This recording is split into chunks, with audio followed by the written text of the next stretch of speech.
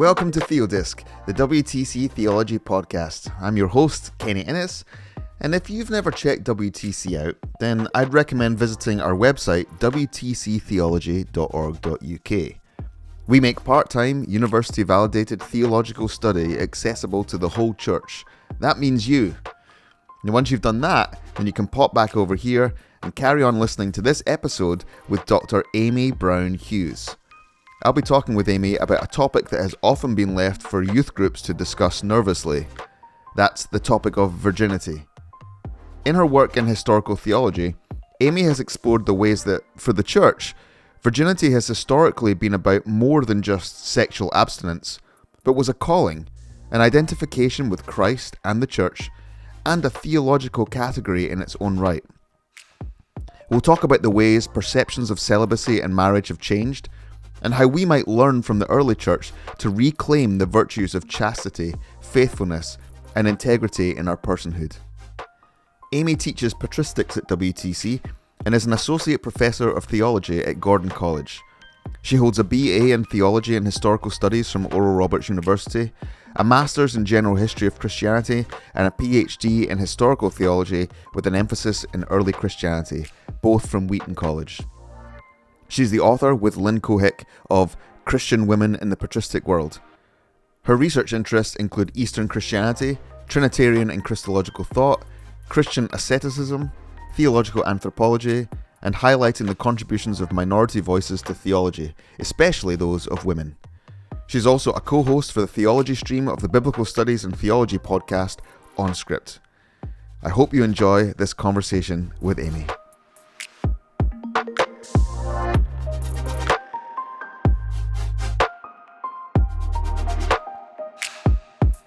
Amy Brown Hughes, it's wonderful to have you on the TheoDisc podcast. Thanks for being here.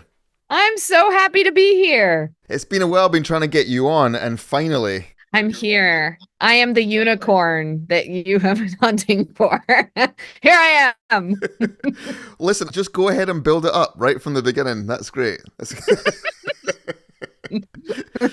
So we are going to have a conversation today about a topic that people sometimes feel a little bit odd talking about, but we're going to talk a bit about virginity and kind of a theological approach to virginity, how we can understand it and perhaps in some ways reclaim it as a way that our faith is embodied.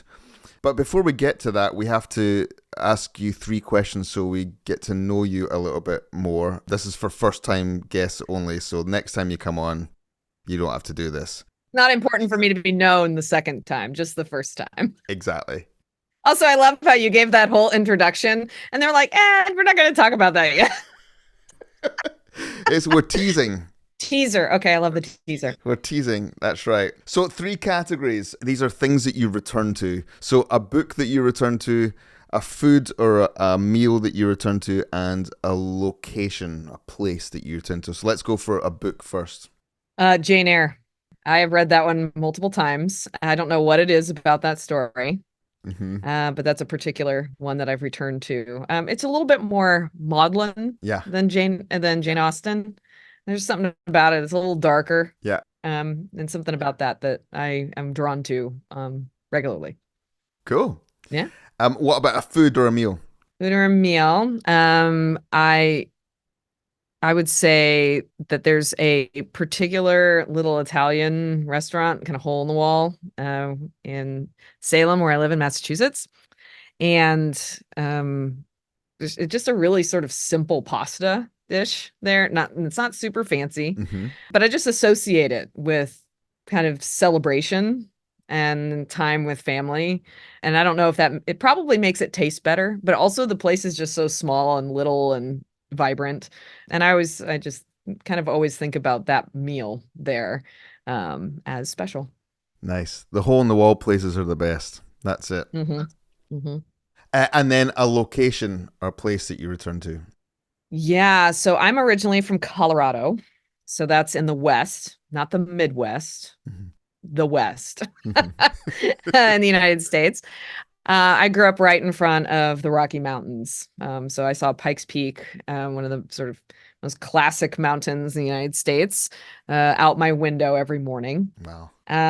but for me, it's not there. There's actually some places up in the mountains that I don't ski. I grew up there, and I've skied once, and I hurt myself, and I never went back. But I've been to those ski areas multiple times just to be in the mountains, and I particularly enjoy going during the summer when all the tourists from this, it's like it's just a totally different vibe. Wildflowers everywhere, kind of just a little bit quieter than you find in the winter months.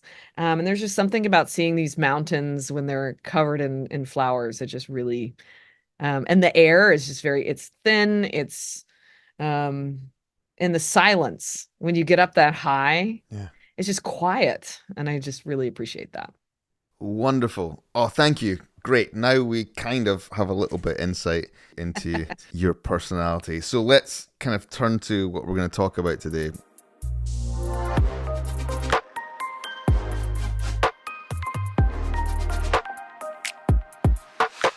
In our time, we kind of have this perception of virginity as being basically a point of moral formation, of a preparation for marriage. But it would be good if we could begin talking about the theologically deep and rich ways that the early church thought about and practiced virginity. Yeah, I'm in the unique position as a historical theologian, and I'll just define that for people because I think that's not necessarily something you hear a lot. You hear theologian, systematician, you hear historian. So I'm in a situation where I straddle two different disciplines and basically can't make up my mind, and that's okay. But as a historical theologian, my job is to listen to the tradition well, and in our continuing dialogue that is theology. So basically, how does the early church, my particular field is the first few centuries of Christianity, how does the early church continue to help us, but and also just to be our companions as we journey together as the church, as the community of faith? So with that in mind, I one of my major fields of study is to listen to them on how they've lived the Christian life. And one of the major ways that they did that was through a couple of different understandings of living a life of virginity, a consecrated virginity. And it kind of depended on the situation what that meant. So I think it's actually quite important at the outset to mention that what the early Christians called virginity is not what we talk about now. Right. In sort of modern Western frame. Of course, this is, virginity is defined in kind of in general ways as someone who has not had a sexual experience or sexual encounter. Yeah. That's sort of the general idea. And so it's not just Christians that talk about virginity, right? This is it's a concept that you see talked about in sitcoms. Like it's kind of all over the place. It's in romance novels and books. There's kind of this like weird magical thing around it where coming of age books are kind of obsessed with talking about it. So there's kind of just, I would say that the early church was a little bit less weird and talking about it than we are, right? Which might come as a surprise. But for us, especially, I think in kind of, I'll speak kind of for the American structure, which has some very particular hangups when it comes to like virginity and what that is. In the U.S. context, virginity is sort of like a state of being that is temporary and fraught, but also weirdly magical and also something that is a commodity. I would say it's commodified. Right. Whether it is something that someone has that then one loses, and then therefore you are now worth less, right, because you don't have it in some perspectives, or it's a commodity that someone else takes. Because, being the first guy or whatever, that there's like a kind of, there's a level of, I won't say honor because that's not the right word. Sure. But there's a level of accomplishment with this, right? So there's a commodification of virginity, and historically, you're going to see that in a variety of cultures, right? But particularly attached to marriage ceremonies, and particularly attached also to making sure that dynasties are keeping are keeping in the family, I would say, to make sure that this person getting married is not already pregnant or whatever. In order to preserve lines, I'm thinking like in royalty and things like that. So there are different ways that virginity has been commodified, and in the early church, they are not thinking about it this way. They're just not. Virginity is associated with virtue, and living a life that looks like Christ. Virginity in the early church is connected. It's the continuation of martyrdom, which is probably not what you might have had on your bingo card. um, Early on, you have Christians who, in various ways, are persecuted and who are executed.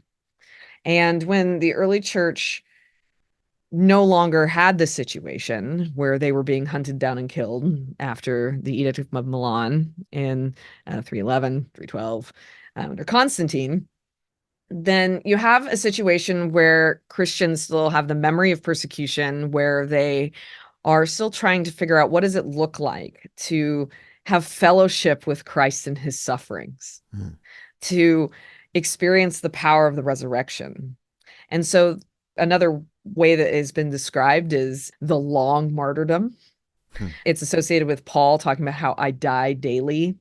So there's this understanding of virginity and asceticism, or largely the word asceticism meaning a life of discipline, where people, because of their commitment to Christ, see their acts of renunciation, renouncing, sexual encounter, renouncing specific kinds of food, renouncing socioeconomic power and status, as being a way that you don't just imitate Christ, but you live as Christ in the world.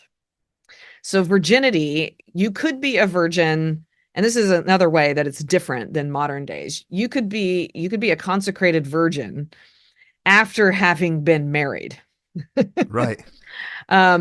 So, because there was a whole category of widowhood early on, and that kind of becomes swallowed up in the ascetic kind of consecrated virginal movement a little bit later. So it could be someone who has never had a sexual encounter. And those were consecrated virgins. It could also be someone like Melania the Younger, who was married to her husband Pinion, and they had children who both died in infancy. And then both of them decided as a couple to remain married, but to be consecrated virgins, like her. They didn't use that term for him. And living that life of asceticism together. So there were various different combinations of this, but it was also just more than abstention from sex. Also associated with this was the understanding that in imitation of Christ and living into who Christ is, that you gave up everything. That meant, the status that you had, you wore different clothes because the clothes that you wore indicated status, and that's not your family anymore. So this is why you see lots of descriptions about veiling of virgins, of wearing burlap, of wearing rough clothing. It wasn't because they were trying to mortify their bodies and hurt themselves. It's because clothing equaled status. This is why many of them were vegetarians as well, because meat was associated with luxury. And we could have a whole fun conversation about that if you want. Sure. Being a Christian equals needing to be vegetarian. And there were a lot of other things that they abstained from. So sexual renunciation is one of them. But now we have that's sort of separated out as its own special thing that we assume for a period of time in the Christian tradition prior to one's marriage. But the early Christians saw it as a vocation as opposed to a temporary status. There's this representation of Christ in the world through this choice that's being made. What kind of status did they then have within the church structure? Yeah, it sort of depended.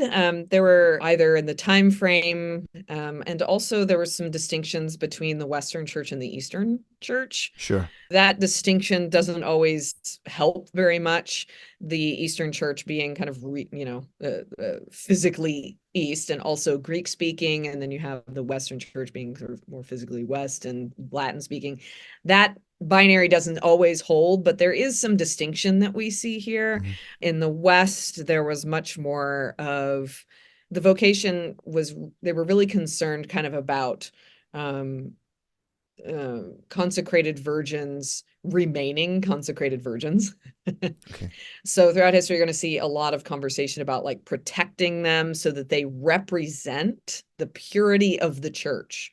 So later in the Catholic Reformation, after the Protestant Reformation, some like kind of before and after that, you're going to see a lot of concern around enclosure of virgins, where you're going to put bars on windows, like you can't leave the monasteries and the convents.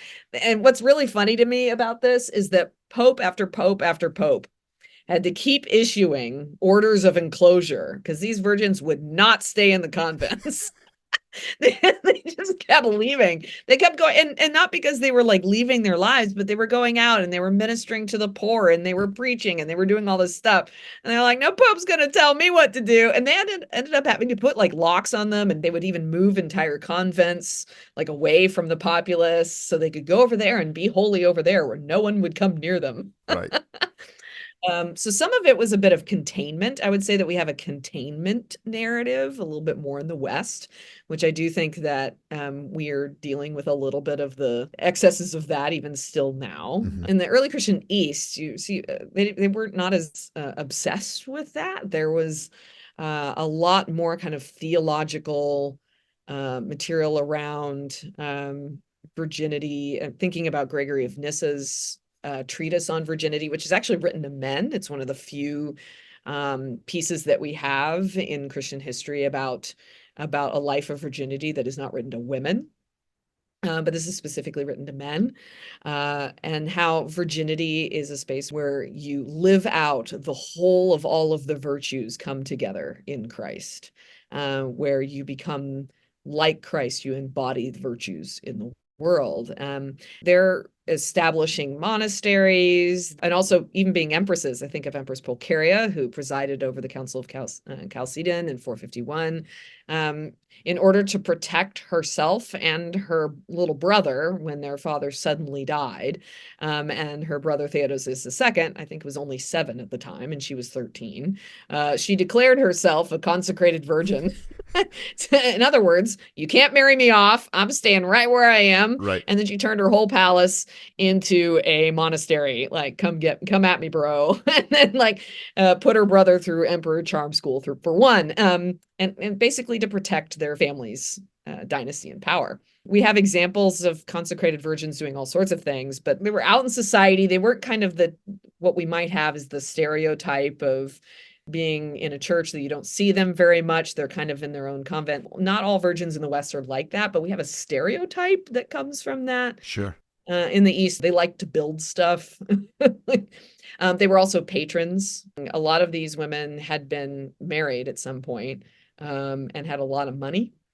And so they were funding Bible work, like translation stuff, like I'm thinking of Jerome, and other translations of other works by Rufinus. I mean, there was a lot of patronage that consecrated virgins. Some of them were in their homes. Even in the West, we do have, prior to the sack of Rome, there were women like Paula, who was in her home and had created, so it wasn't a monastery, but her home was kind of her own space. And there was a significant amount of wealthy women who were there, who then kind of would have circles of women that they would influence.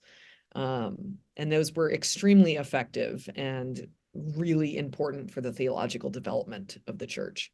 In my own work, I basically say, without these women, these consecrated virgins in early Christianity, we don't have Trinitarian theology would not look like what it is now. Christology wouldn't look like what it is now. They are not peripheral to the development of theology. And what's interesting about that is that virginity has often, as a requirement, has often been a way to control, specifically women's bodies, and to be coercive and to tell them this is how you need to be. And if you break this vow, then no one can get quite as bad as what the Romans did to the Vestal Virgins. I mean, they were buried alive. Yeah. Christians didn't do that. Thank God. But the punishment on that and and what happens when a virgin would kind of abandon her vows. That was a real problem. And the church really had to kind of process what to do with that.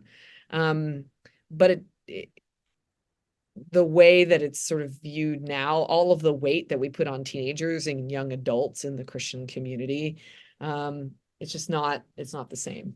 Let's pick up on that idea of enclosure. Mm-hmm. There's a shift here when the Reformation comes along about how that enclosure is viewed, because then we have this idea that marriage becomes the goal and virginity this temporary vow until marriage comes. So what effect did the Reformation have on that view? So if you were a woman as an early Christian in the 4th century, you had 2 options open to you. You were married or you were not yet married. But the early Christians came along and said, well, what if you don't get married at all? Right. And you spend all your time serving Jesus. The Romans were like, what? I mean, it freaked people out economically. It totally threw off how inheritances were passed down. What do you do with these women who now will never leave home and go and marry another family? And then when we have, that sort of gets translated through what we see with asceticism going into the West and monasteries and convents and nuns and all that sort of stuff. And when we get to the Protestant Reformation, Martin Luther has been seeing all of the abuses of that, and fair point. Mm-hmm. He's got a real fair point. And he sort of wants to say that being a monk or a nun is not the pinnacle of what it means to be a Christian. And basically, marriage isn't a secondary life choice. That was in the water of how one could actually be fully devoted. Mm-hmm. That in order to do that, you had to take vows. And he was like, no, I don't think so. So in kind of recovering in a good way, that people who are married are not sort of subpar members of the church, that their prayers are heard by God just as much as others. I don't think he saw the consequences. He sort of jettisoned a possibility for singleness that was its own vocation in the church. I get that maybe consecrated virginity was a bit much, mm-hmm. and being enclosed as a monk or a nun, that was, in his mind, that was prison. We need to go set those women free. Yeah. But what the ramifications of that is that now in I would say Protestant tradition really struggles to figure out what to do with people who are not married. Yeah. What is their vocation? There's just sort of a sense that they're basically not fully able to be who they are unless they become married. So I do think that we lost something there. Even if what Luther was responding to was in many ways abusive, it has sort of brought us back to a binary.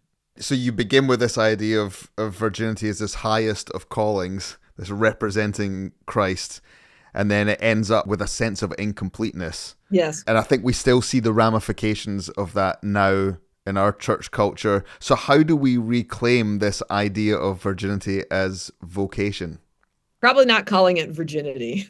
I mean, there's just, the baggage around that term. Yeah. But every human being is made fully in the image of God on their own. And there's some real messed up theology out there that says that you have to be married to another person because you have half of the attributes of God and your significant other will have the other half of the attributes of God. Besides the fact that is just the worst Trinitarian theology ever. No, thank you. Yeah. And just bad doctrine of God. It's also really problematic in theological anthropology. We are made in the image of God, full stop, on our own. We aren't walking around as incomplete halves. And so what does it look like for us to reclaim that we as individuals are made in the image of God? That doesn't mean that we can live an isolated life. We do need to live a communal life, a life where the church of God is our family. But to kind of prioritize that, we can get really obsessed with marriage now in many ways. There's a lot of the ways that we talk about it is kind of in this fantasy that you can have. I just think about how when I grew up in youth group, it was this, marriage. So, and there's a whole section of Christian romance novels. Don't even get me started on the fantasy stuff that surrounds that. of what you kind of to expect in like a perfect Christian marriage sort of thing.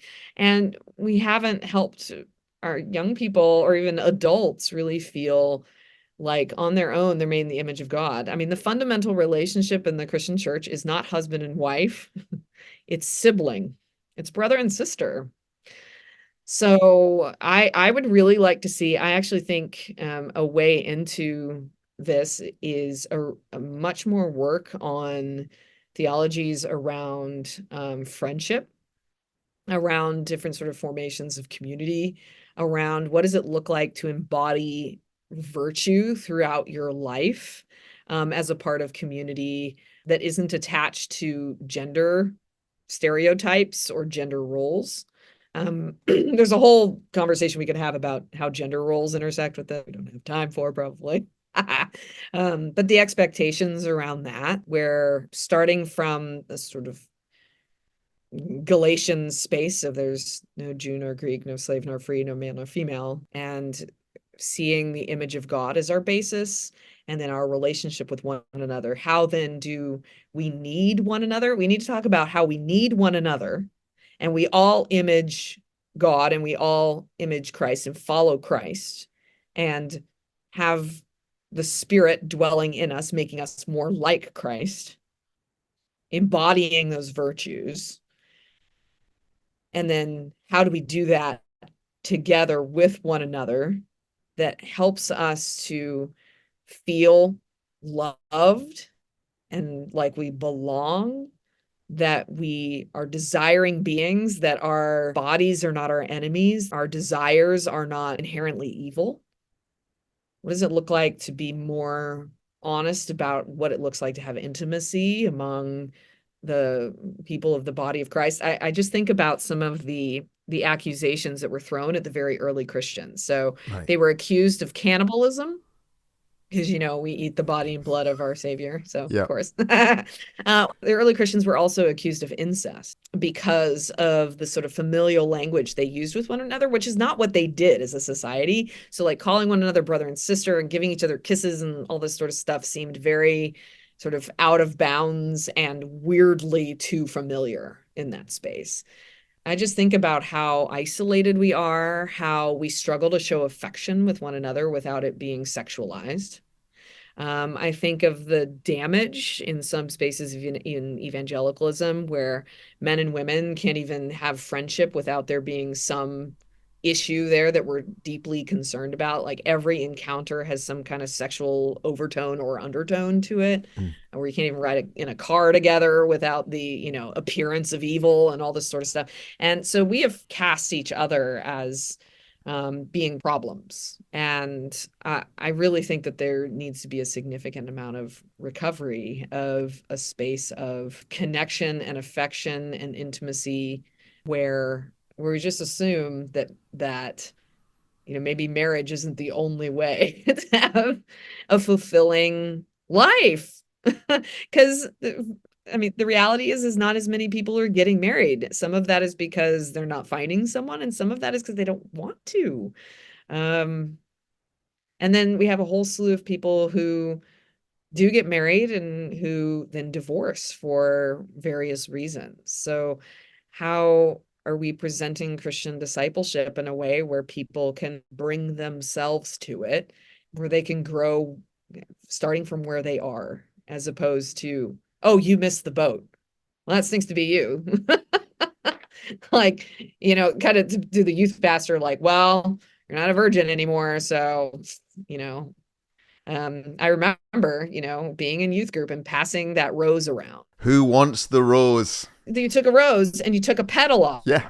Yeah. And then you got to the end, and the youth pastor would hold the empty flower and say, and this is what you give to your future spouse. Basically, you're trash. And oh, man, this is not the narrative. And the early church would be like, what? What is happening? Yeah, that doesn't sound like virtue formation. Yeah, and I think, particularly the pressure has been on young women, this pressure of being both attractive to men and also holding men off to preserve your virginity. And A lot of work. yeah, a lot of work, a lot of control that's involved there. And I do wonder, as we are recovering our views of women in the church, if a big part of that is also reforming the way that we see celibacy and virginity and the responsibility of both men and women to live up to the character of Christ and not just blame games or casting each other in, as you say, as the enemy or dangers to be avoided. Yeah, what you just said. I like that. The idea of virginity, however we want to call it these days, celibacy, is not just being something of abstinence and not just a temporary virtue, but actually something that's about purpose and about the value of people. I don't know how much, this would be helpful in the early church. So I'm going to get super nerdy for just a minute. Mm-hmm. So the word that was used for virginity is parthenia, Greek word. So that's virginity.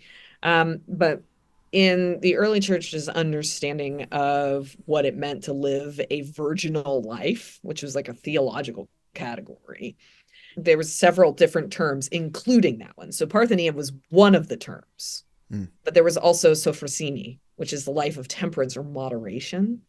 There was also enkrateia, which would be restraint, restraining one's desires for a period of time. For that would also be associated with perhaps with the practice of fasting, with the practice of other things.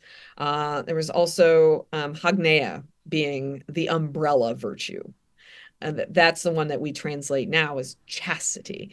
Now, unfortunately, what has happened, specifically in the US with like sort of the whole true love waits movement in the 1990s, Yeah. was that chastity got associated with virginity as the two things. And so you have like, it like ceased to be a virtue and it became like, I don't know what it became, but chastity was understood as kind of having it kind of dovetailed a little bit with harmonia, like having integrity and soundness of person. And it was really built on one's agency to choose to be virtuous. So chastity was this umbrella virtue that included these other things, but you could be chaste as a widow. You could be chaste as a young person. You could be chaste as a consecrated virgin. You could be chaste as a married person. And so then they understood that there were varying ways that people would participate or display the virtue of chastity. So, and Paul in 1 Corinthians 7, which one of the passages in scripture that gets interpreted the worst ever. Poor Paul. 1 Corinthians 7, that's a whole thing where he talks about singleness and, it's better to marry than to burn with passion and all that stuff. Yep. Really what we see is it was a kind of a dynamic relationship with others and with oneself. So some people chose to live a life of restraint their entire life in a variety of different ways. I mean, John the Baptist would be an example of this. Like Yeah. he kind of had a life that was really marked by particular modes of restraint that was much more extreme than other people would do. And so there was not the expectation in, I would say, in the mainstream sort of Christian tradition spectrum of everyone having to be a virgin their whole life or something like that. But there was understood that there was restraint. And so when Paul says there are times where one restrains, that you come together, and then there are other times where you abstain. And this is for the good. Mm-hmm. Basically, we are not defined by our urges. And it's not just sexual urges, but it's also about our desires for ambition, for success, for food, for intimacy, for fulfillment, for just all sorts of different things, for sleep. I mean, it's just the very basic Yeah. things.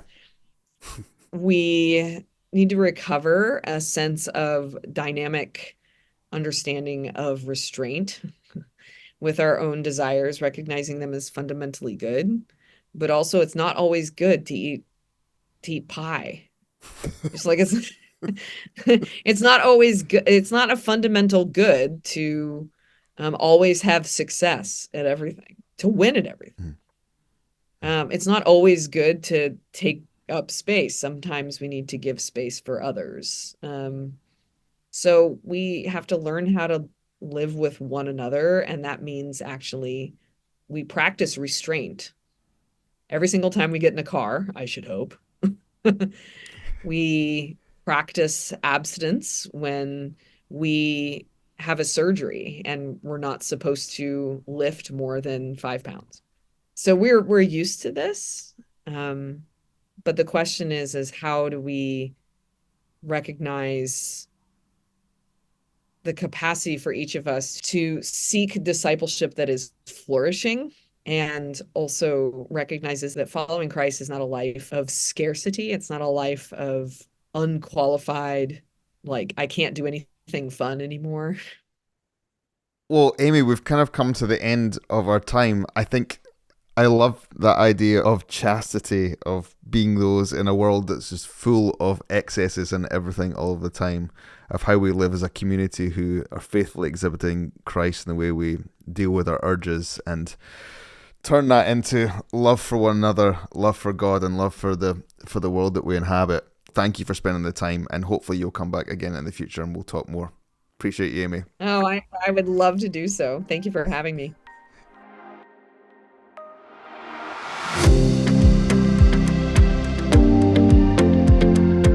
Well, thank you, Amy and Kenny, for re-emphasising how we as Christians have a responsibility to live our lives with purity as we witness to Christ in everything we do. It was great to see how the Church through history viewed the concept of virginity and how we can view it in a healthy, meaningful way today. In our next episode, Kenny is joined by Murray Ray, and they will be exploring some of the themes of Murray's upcoming book, Resurrection and Renewal, Jesus and the Transformation of Creation. For those who may not know, Murray was Lucy Peppiatt's PhD supervisor and is a world-renowned theological scholar, so definitely don't miss this episode. Thank you for listening to episode 35 of TheoDisc. Join us for episode 36 with Professor Murray Ray as we look at resurrection and renewal. Bye for now.